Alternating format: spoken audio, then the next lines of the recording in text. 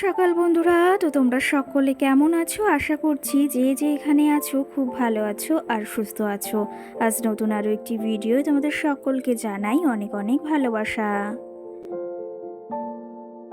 আজকে হলো রবিবার আর এখন কিন্তু ঘড়ি কাটাতে সময় হয়েছে ওই সকাল 5:30।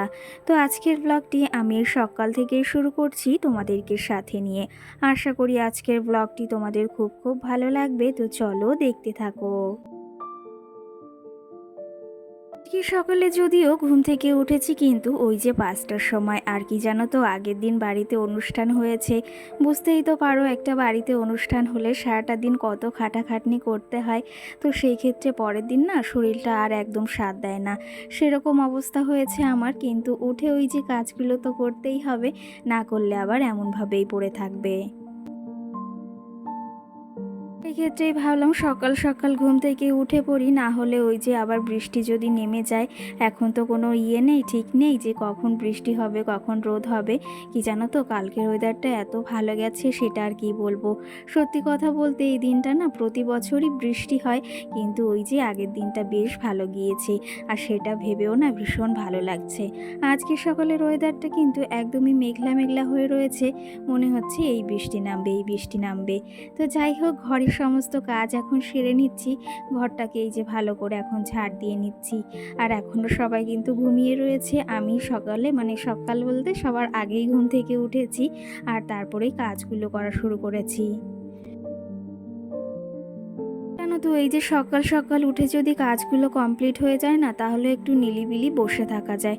কিন্তু ওই যে কাজগুলো যদি না হয় আর যদি শুয়ে থাকি, তাহলে না একদম ভালো লাগে না। কাজগুলো কমপ্লিট করে একটু শুয়ে বসে থাকি তাও কোনো টেনশন হয় না, কিন্তু কাজগুলো না করে যদি বসে শুয়ে থাকি তখন নিজেরও ভালো লাগে না, জানো তো। তো এদিকে আমি কাজগুলো এখন করে ভেবেছি স্নান টান করে তারপর রান্না বান্না বসাবো। কালকে যেহেতু পুজো হয়েছিল অনেকটা খাটনি তো হয়েছেই, তার সঙ্গে বেশ ভালো লেগেছে। কালকের দিনটা ভালো গেছে এটা ভেবে আরও বিশেষ করে বেশি ভালো লাগছে। তো যাই হোক, কালকের দিনটা ভালো কেটেছে এটাই ঠাকুরের কাছে প্রার্থনা করেছিলাম, আর ঠাকুর কিন্তু সেটা শুনেছেও। এদিকে এই যে সকাল সকাল ঘরটাকে ঝাড় দিয়ে মুছে নিয়েছি, বারান্দাটাকেও মুছে নিয়েছি। এখন এই যে অনেক দিন না এই গাছগুলোকে মোছা হয় না, টবগুলোকে তেমন যত্ন করা হচ্ছে না। তো সেই ক্ষেত্রে ভাবলাম আজকে একটু এই যে সকাল সকাল গাছগুলো জল দেওয়া যাক। কারণ কি জানো তো, অনেক দিন গাছগুলোতে জলও দিই না। আর এই যে যে সরু সরু পাতার গাছগুলো দেখছো না, এগুলোতে কিন্তু ফুলও এসেছে, তোমাদের না ব্যাক ক্যামেরায় পরে দেখাবো। আর এই টবটাতে দেখো কি পরিমাণ না পিঁপড়ে হয়েছে, জল দিয়েছি জন্য সব উঠে গেছে। আর দেখো গাছগুলো দেখতে কিন্তু ভীষণ ভীষণ সুন্দর লাগছে। আমার তো ভীষণ সুন্দর লাগছে, তোমাদের কেমন লাগছে সেটা কিন্তু অবশ্যই কমেন্ট করে জানিও।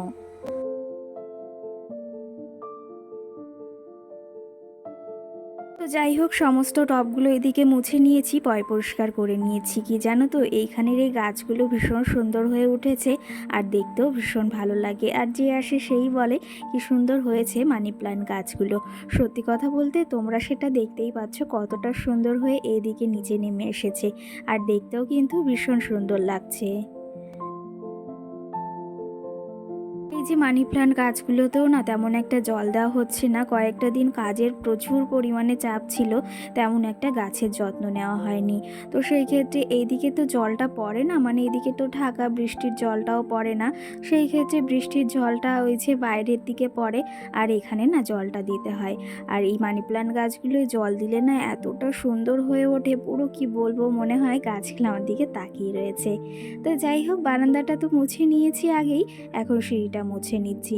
আর এদিকে কিন্তু রিমঝিম করে টিপটিপ করে এখনও বৃষ্টি শুরু হয়ে গেছে, আবার কখন যে ঝমঝম করে নেমে যাবে সেটারও কিন্তু ঠিক নেই। ওই যে বললাম এখনও সবাই কিন্তু ঘুমিয়ে রয়েছে, কালকে যেহেতু পুজোটা হয়েছে সবাই খাটাখাটনি করেছে, কিন্তু ওই যে আমি তো করেছি, কিন্তু আমার তো উঠতেই হবে, কাজগুলো না করলে এমনভাবেই পড়ে থাকবে। তো সেই ক্ষেত্রে আমার কাজগুলো আমি টুকটুক করে সেরে নিই। আর এইদিকে মামামের কিছু জামা কাপড় ছিল, সেগুলো এখন একটু গরম জল দিয়ে ভিজিয়ে দেব, তারপরে ওই যে কেচে দেব। কি জানো তো, এখন যেহেতু বর্ষাকাল জামা কাপড় নিয়ে প্রচুরই সমস্যা হচ্ছে। ওই যে যখন রাত্রে ঘুমোই না, তখন ফ্যানের উপর দিয়ে রাখলে তাও একটু শোকায়, কিন্তু পুরোপুরি আবার শোকাতেও যায় না। সেক্ষেত্রে কালকের জামা কাপড়গুলো এখন এই যে ভিজিয়ে দিলাম, কি জানো তো, ওই যে একটু গরম জল দিলে না ভালো পরিষ্কার হয় জামা কাপড়গুলো, কিন্তু রোজ আর দেওয়া হয় না আমার, জানো তো। আগে প্রায়ই দিতাম, কিন্তু এখন এই বর্ষাটা হওয়ার পর থেকে না ওই যে একটু সার্ফ দিয়েই এমনি জামা কাপড়গুলো ভিজিয়ে দিই। তো আজকে ভাবলাম একটু সার্ফের জলে মানে একটু গরম জল দিয়ে তারপরে জামা কাপড়গুলো ভিজিয়ে রাখি, এতে কিন্তু বেশ তাড়াতাড়ি নোংরাগুলো উঠে যায়। তো যাই হোক মাম্মামের, চলো জামা কাপড়গুলো কেচে নিই এখন। এই যে এই জামা কাপড়গুলো এখন কেচে ধুয়ে মেলে দেব। বৃষ্টির তো কোনো ঠিক নেই, আবার রোদেরও কোনো ঠিক নেই।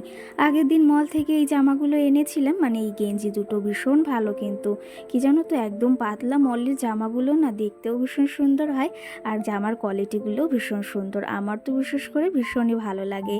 তো চলো তবে জামা কাপড়গুলো এই যে কেচে নিয়েছি, এখন এই যে ধুয়ে আবার মেলে দেব।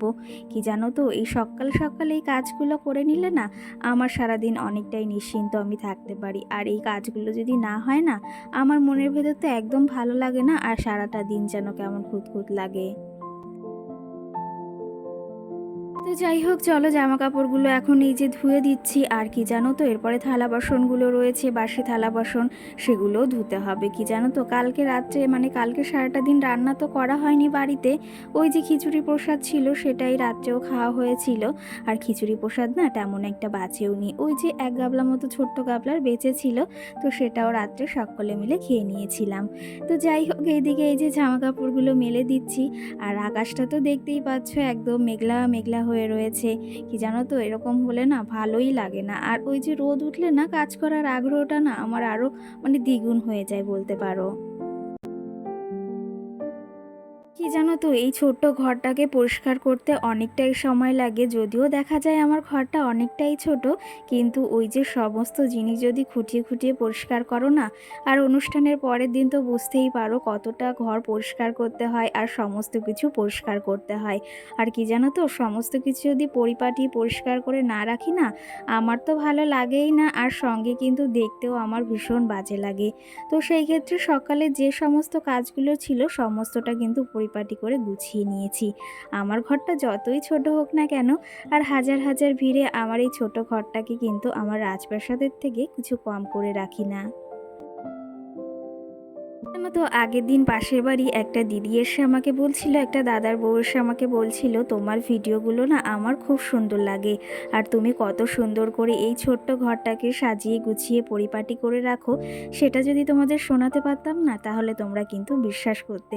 যেদিন ওই যে আমাদের বাড়িতে পুজো হয়েছিল সেদিনই কিন্তু সন্ধ্যাবেলা এই কথাটা আমাকে বলেছিল, আর শুনে না এতটা ভালো লাগছিল। আর সত্যি কথা বলতে এই যে নিজের প্রশংসা যদি কেউর মুখ থেকে শুনি না, আমার তো ভীষণ ভালো লাগে। আর তোমাদের এরকম কার কার হয় অবশ্যই কিন্তু জানিও। জানো তো সংসারে একমাত্র পরিশ্রম দ্বারাই কিন্তু সংসারকে রক্ষীশ্রী গড়ে তোলা সম্ভব। আর এটা কিন্তু একমাত্র একজন গৃহবধূই পারে তার সংসারকে সুন্দর পরিপাটি করে গুছিয়ে রাখতে, আর তার সংসারকে কিন্তু লক্ষ্মীশ্রী গড়ে তুলতে। সেই ক্ষেত্রে এই যে আমার সংসারটাকে আমি কিন্তু ভীষণ পরিমাণে ভালোবাসি, আর ভালো না বাসলে কিন্তু কখনো সংসারকে নিজের মতো করে গড়ে তোলা সম্ভব নয়। কি জানো তো যত তুমি সংসারকে ভালোবাসবে ততই কিন্তু সংসার তোমাকে ওই যে আগেও বলেছি ভালোবাসা ফিরিয়ে দেবে।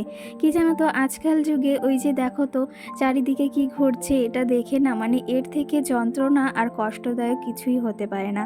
কদিন আগে একটা ঘটনা ঘটেছে, এই ঘটনা দেখে না ভীষণ খারাপ লাগে। আজকাল যুগে কিন্তু সবাই ভাবে মেয়েরা বোঝা, কিন্তু সংসারের মেয়েরা বোঝা নয়, তারাই কিন্তু আসল লক্ষ্মী সংসারের।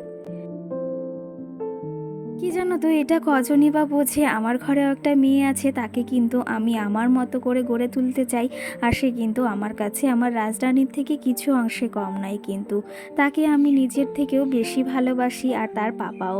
তো যাই হোক আমার কন্যা হয়েছে এতে কিন্তু আমি ভীষণ খুশি, কিন্তু চারিদিকে যে ঘটনা ঘটছে এগুলো দেখে না মাঝে মাঝে খুব শিউরেও উঠি।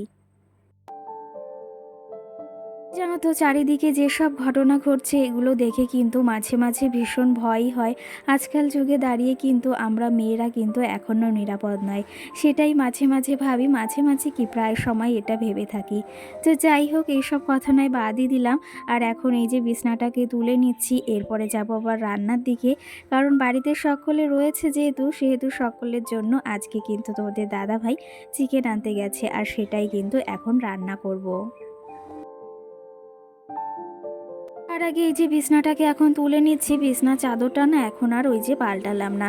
কারণ যে পরিমাণে বৃষ্টি আবার শুরু হয়েছে সেটা তো তোমরা দেখতেই পেলে। তোমাদের ওই যে বলেছিলাম না বৃষ্টি হবে হবে, সেই ক্ষেত্রে ঝমঝম করে কিন্তু বৃষ্টি এখনও হচ্ছে বাইরে।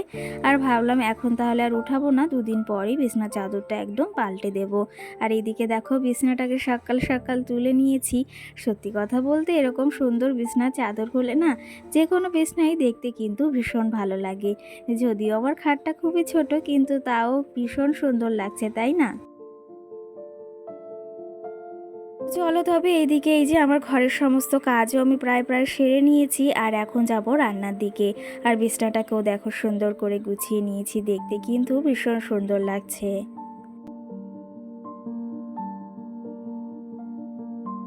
চলো তবে এদিকে বিছনাটা গুছিয়ে নিয়েছি, আবার রান্নার দিকে যাব। সকাল সকাল একটু ভাগ্নিকে এদিকে ম্যাগি করে দেব, কারণ একটু রান্না করতে বেলাই হচ্ছে। কারণ তোমাদের দাদা ভাই বললো একটু বেলা করেই রান্না করো, চিকেন আনছি আর সঙ্গে অন্য কিছু একটু রান্না করো। আর এই যে ঘরেতে ম্যাগি ছিল ভাগ্নির জন্য আর আমার জন্য একটু ম্যাগি করে নিচ্ছি। আর মামামের খাবার কিন্তু সকালে হয়ে গেছে। চলো তবে এইদিকে এই যে চিকেনও নিয়ে এসেছে, এগুলো পরিষ্কার করতে করতে তোমাদের কিছু কমেন্টের রিপ্লাইও দেওয়া যায়। তোমাদের কিছু কমেন্ট জমে রয়েছে, সেগুলোর আজকে রিপ্লাই দেব। আমার নামে একটা দিদিভাই আমাকে কমেন্ট করেছে, খুব সুন্দর লাগে বোন তোমার ভিডিও। সেই ক্ষেত্রে অসংখ্য ধন্যবাদ দিদিভাই, এই যে সুন্দর একটা কমেন্ট করেছো। আর আমার ভিডিও যে তোমার ভালো লাগে এটা ভেবেও কিন্তু ভীষণ ভালো লাগছে। সুইট ফ্যামিলি ব্লগ নামে একটা দিদিভাই বা বোন আমাকে কমেন্ট করেছে লঙ্কাগুলো ফেললে কেন। সেই ক্ষেত্রে তোমাকেই আরও সঙ্গে কমেন্ট করেছে যে লঙ্কাগুলো রোদ্রে দিয়ে ওইগুলো ফোড়ন দিয়ে খেতে পারো। তো সেই ক্ষেত্রে কি জানো তো, লঙ্কাগুলোর ভেতর একদম কালো কালোই হয়ে গেছে, তার জন্য না ফেলে দিয়েছি। আর ওগুলো তরকারির ভেতর বা ফোড়নে দিলে না সেই ওই যে লঙ্কাগুলো যদি ওই যে কেউ খায় সেগুলো কিন্তু একদম কালো কালো হয়ে থাকে, আর সাথে কিন্তু বিচ্ছিরি লাগে। তো যাই হোক, যে লঙ্কাগুলো ভালো সেগুলো কিন্তু রেখেই দিই, আর যেগুলো একদম কালো হয়ে গেছে না সেগুলো আর ফোড়ন দিয়ে একদম খেতে ইচ্ছা হয় না। কিন্তু তুমি যেই কমেন্টটা করেছো এটা কিন্তু আমার বেশ ভালো লেগেছে। বোন আমি একটা দিদিভাই বা বোন আমাকে কমেন্ট করেছে তোমার পাশে আছি, তুমি এগিয়ে যাও। সত্যি কথা বলতে তোমাদের ভালোবাসা তোমাদের সাপোর্ট পেলে অবশ্যই একদিন না একদিন আশা আছে আমি একটু হলেও এগোতে পারবো।